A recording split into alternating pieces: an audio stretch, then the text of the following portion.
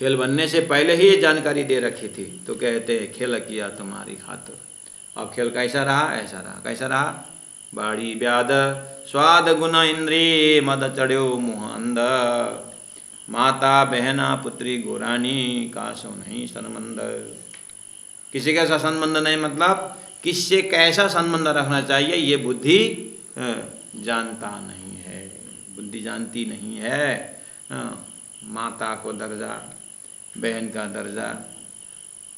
जैसे एक पिक्कड़ आदमी अपने घर में भी आता है तो माँ को भी गाली देना शुरू कर देता है, ऐसे ही ये कलयुग से व्याप्त बुद्धि जो है मर्यादा उल्लंघन कर रहा है। खीना सज्जन आखिन दुश्मन। थोड़ी देर में देखना बहुत सज्जन होता है और खीन में दुश्मन हो जाता है। संसार में देखिए, पूरा माता पिता का सारी व्यवस्था को तिलांजलि देते हुए एक कुमारी एक पति के साथ जीवन बिताने के लिए आती है, दूसरे दिन उनको मार गिराया जाता है, दहेज के नाम पर उनको लूटा जाता है। आज सारा विश्व इस तरह से अस्त व्यस्त है, कहीं न कहीं अशांति का जड़ संबंध ही बन जाता है। संबंध से शुरू होकर के शांति से अशांति को यात्रा है। जबकि वैदिक मंत्र कहता है असतो मां सतगमय, और 3-3 बार हर मंत्र में ओम शांति शांति शांति। अब तो ये हो ओम शांति शांति शांति।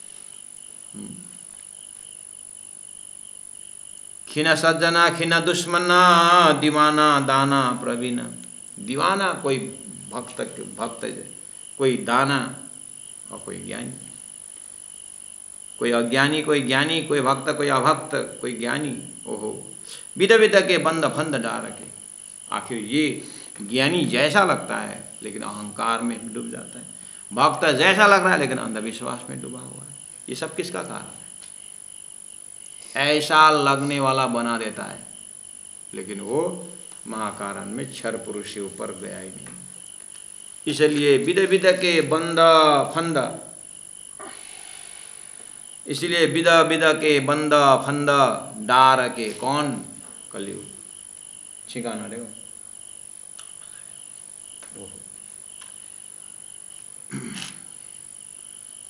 सब सूर की आदि, सब सुरवीर थे लेकिन सबको अपने बस में कर लिया। किसलिए? वो अज्ञान, वो कलह सबके अंदर बैठ गया है। ओहो, ना कछु चोर ना कोई साधु। हवे पहला मोदल निकौ बात, तेता दुख बिदरात, दावनल बले कई बात, ते निकट लिखौ विख्वात, विष्णु लागे जाने ब्राद, माया के न बले आगाद, तेता पीड़े दुष्ट नहीं साध। या चोर को भी नहीं छोड़ा, साधु को भी नहीं छोड़ा, न कछु चोर न कछु साध न कोई साधु। कई डिम्ब के धरे ध्यान, न कोई डिम्ब के ध्यान धरता, यानी न चोर ध्यान धर रहा है न साधु। चोर क्यों ध्यान धरे? कहने का मतलब परमात्मा को ध्यान न करके कोई चोर बन गए, कोई साधु बन गए और कोई डिम्ब के बन गए। साधु मतलब भेष बिगाड़ो बैराग। तान मान सब विद्या व्याकरण बहुरंगी बहुज्ञान। तान मान, ये कली जो है परमात्मा से दूर करने के लिए तान मान का अर्थ होता है संगीत में डुबा करके भी यही असर करता है। संगीत बहुत आनंद देता है लेकिन जब संगीत खत्म फिर दुख शुरू। सब विद्या, 4 विद्या, 14 विद्या, व्याकरण, परमात्मा के सृष्टि का, फिर व्याकरण में घुसा करके शास्त्रार्थ करो, फिर जा करके शब्द को मरोड़ मरोड़ करो, लास्ट में परमात्मा के अगेंस्ट में निकाल देता है। परमात्मा पुष्टि करने को तो नहीं लेकिन अहंकार का पुतला बन जाता है। बहुरंगी है ये कली का बहु ज्ञान, इतना ज्ञान का रूप धारण किया है और परमात्मा दूर बैठ के देख रहा है। वेद है, कतेब है, शास्त्र सबे मुख, वेद कतेब शास्त्र सबे मुख, सब मुखाग्र है, सब मुखाग्र है। लेकिन मुखाग्र हुआ तो क्या हुआ? बोलते हैं जुगे लिए सब जीत, लेकिन ये जुग, ये कली जो है सबको जीत लिया है। क्यों? ये सब कंठस्थ किए हैं, याद है, ज्ञानी है। रावण क्या,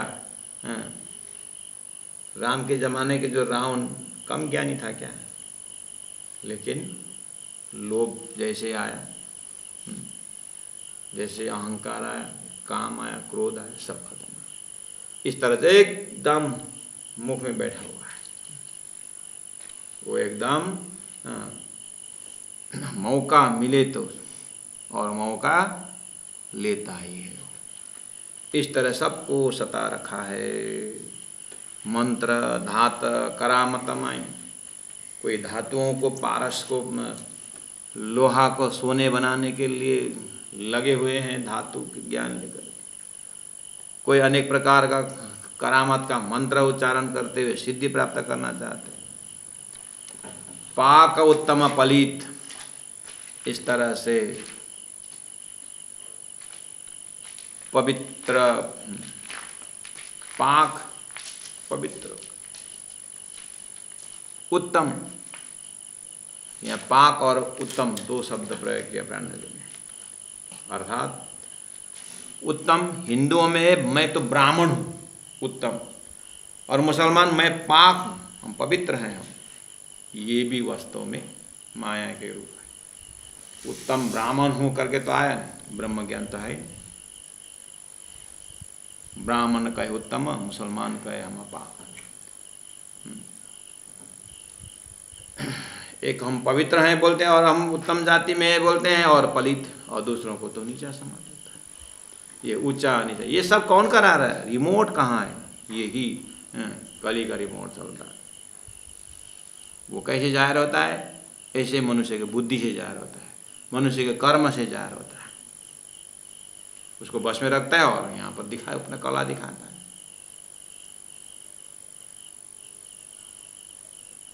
जिन अंगों मिलिए पीयूषों, ऐसा सुंदर मनुष्य शरीर परमात्मा ने दिया, और इन गुणांग इंद्रियों से ही परमात्मा प्राप्त करनी थी। लेकिन लोभ बढ़ गया, लालच बढ़ गया, काम बढ़ गया, क्रोध बढ़ गया उसी इंद्रियों में। तो क्या हुआ?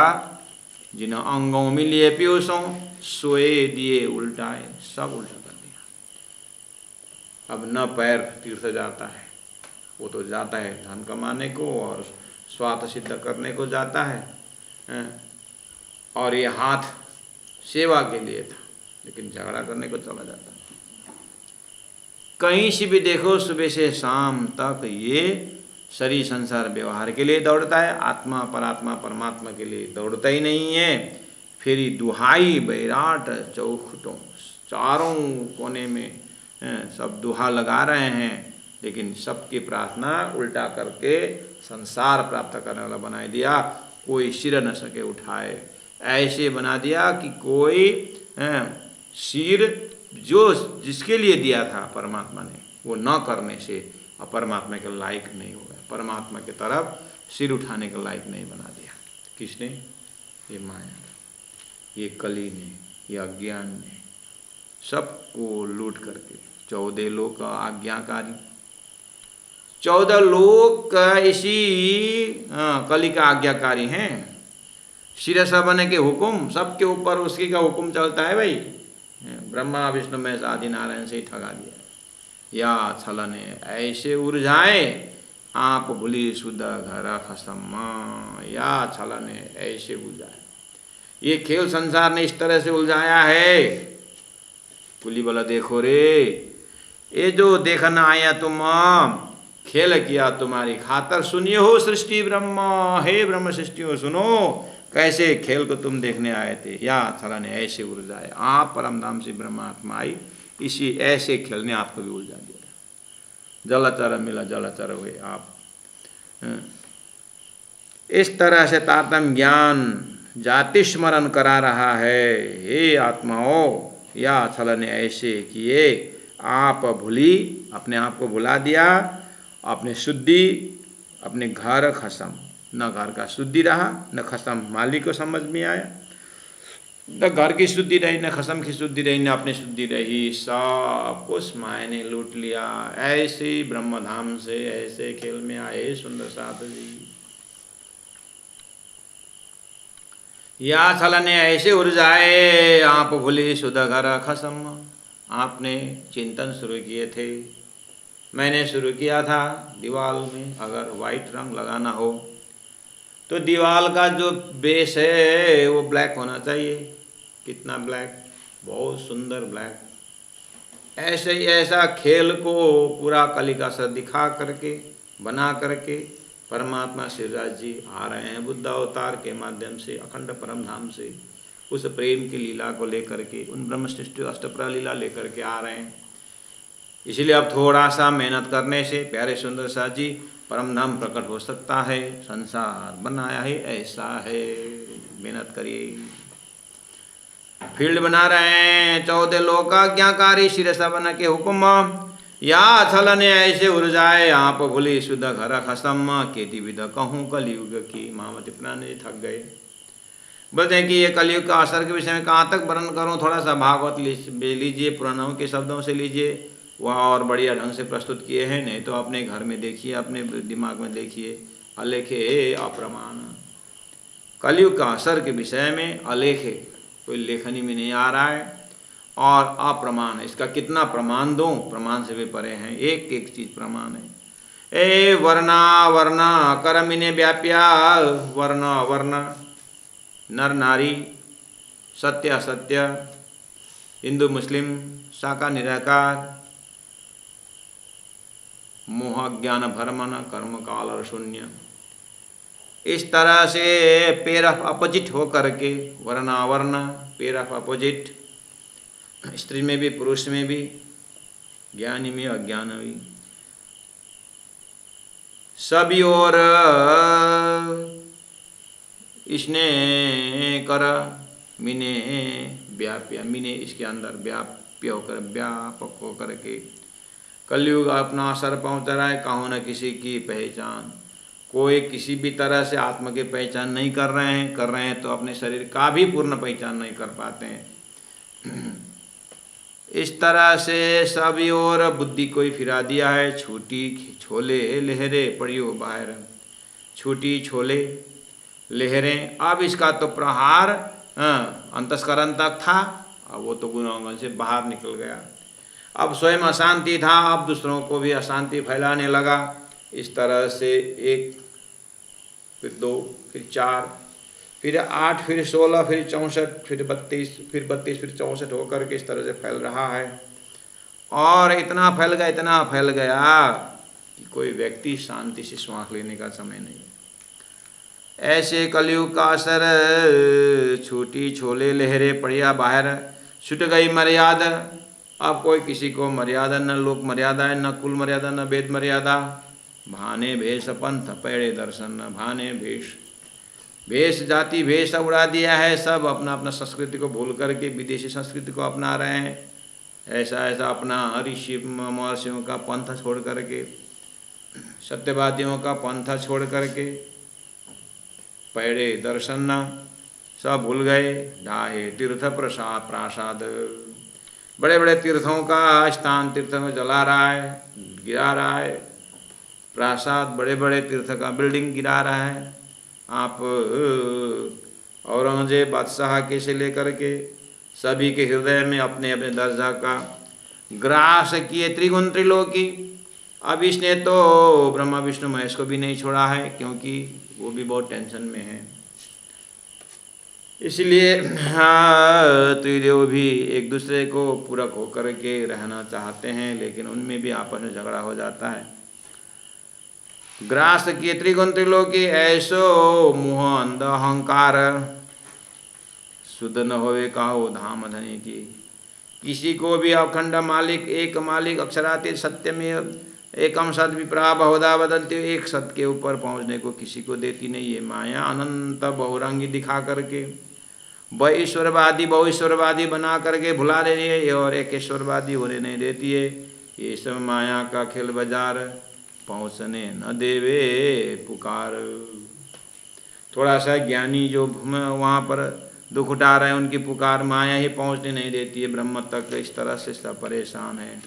पहुँचे नहीं कल बल कुली को, पहुँचे नहीं कल बुद्धि तरीका क्षमता बल कुली को। कलयुग के बराबर किसी की बुद्धि नहीं पहुँचती है, क्योंकि बुद्धि उसने हरण कर रखी है। किसी के बल सब बल उसने हरण कर रखी है। अगर बल भी दिखाई तो अपने फौज टाइप का अशांति का दिखाती है, और बुद्धि भी वही निर्णय करती है जो असत्य है। क्यों? इसका असर कैसे? जैसे क्लोरोफॉर्म सूंघाने से सबका जो है सभी गुणांग इंद्रिय बस में हो जाता है, ऐसे ही ये धरती में माया ने कलयुग का हथियार फेंकी हुई है। पहुँचे नहीं बल कुली को, कोई मिने 14 भवन, 14 लोक में किसी को बुद्धि कलयुग के लड़ने के लिए नहीं होता, क्योंकि उसी का ही असर है। इसीलिए ऐसा दीवार तैयार हो गया है। आपको महाभारत के युद्ध में जो है जिस तरह से आप कौरवों का देख करके परमात्मा श्री कृष्ण को कितना ऊंचा कोटि को मानते हैं, और रावण के बुद्धि ने सीता हरण की, उसी की जगह में राम का हृदय कितना स्वच्छ पवित्र मानते हैं। ऐसे ही अखंड परम धाम के ज्ञान प्रेम के सामने धरती इस तरह से काला हो गया है। अब राजी ने ऐसा समय देख करके ऐसो महाबली ताय उड़ावे, बुद्ध जी एक ही खीन। बोलो श्री प्राणनाथ प्यारे जी जय। ऊपर जो व्याख्या की है सारा कलयुग का प्रेशर, इसका समाधान क्या है, सॉल्यूशन क्या है? प्राण जी ने कहा, बुद्ध जी एक एक खिन, अरे इतना बड़ा शेर आया और मेरे को गला पकड़ा, और गला पकड़ के ऐसा खींचा, मैंने तो ऐसा दौड़ कर तो क्यों है? आगे क्या किया? अपने कुल्हाड़ी से इसको मार दिया कि क्या कर दिया बताओ ना जल्दी। मैं कुछ नहीं किया, मैं जग गया। प्राणनाथ प्यारे की जय। ये बुद्ध अवतार है। एक खिन उड़ाया कि नहीं उड़ाया? मैं जग गया। कलयुग ने कलयुग का असर इतना देर व्याख्या किया था, आपको क्या लग रहा था? बुद्ध जी एक ही उड़ा दिया था एक ही ने। ये सब सपना किसका? अक्षर का। क्यों? ब्रह्म से दिखाने के लिए। तो पहले बोलना था, पहले तो बोला नहीं सुना था, फिर पढ़ने दोहरा के बोले तो पहले ही बोलना था ना। अरे कितने साल हो गए तारतम सुने हुए, नहीं समझे अभी तक, नहीं समझे नहीं, क्योंकि पात्र होकर के खेल रहे तो कहाँ साक्षी होकर क्या। देखिया सातों सागर, देखिया सातों लोक, पातल सातों देखिया, जाग्या पीछे सब फोक। एक गुण है। अरे मैंने शेर की कहानी सुनाई थी तो आपने तो क्या हुआ, क्या मैंने मारा क्या, क्योंकि बहुत बार सुने से पता है आपको। नहीं तो शुरू में ये दृष्टांत बहुत बढ़िया लगता है, और सुनते सुनते आप तो ठेतर हो गए।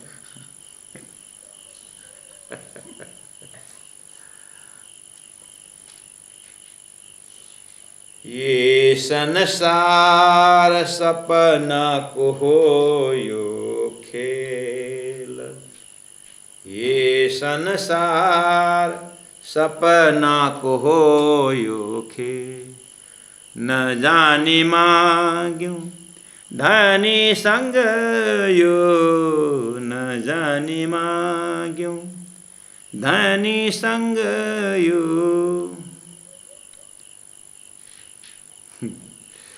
धन्ना आउँदैन र ढुक्कैछ, आउने वाली कि महाराजले भजन गाएरै टाइम सक्थ्यो।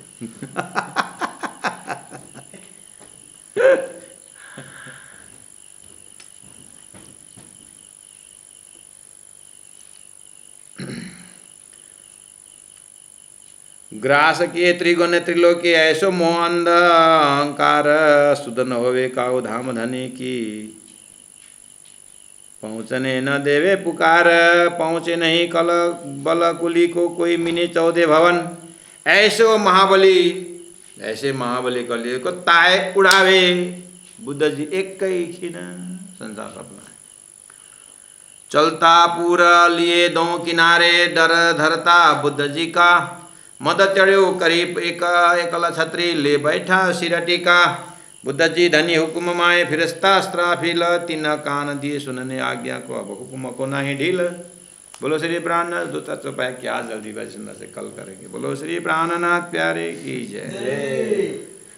पहुँचे नहीं कल बल पुली को पहुँचे नहीं कल बल पुली को कोई मिने 14 भवाना कोई मिने 14 भवाना कोई मिने 14 भवाना ऐसो महाबली ताहे उड़ावे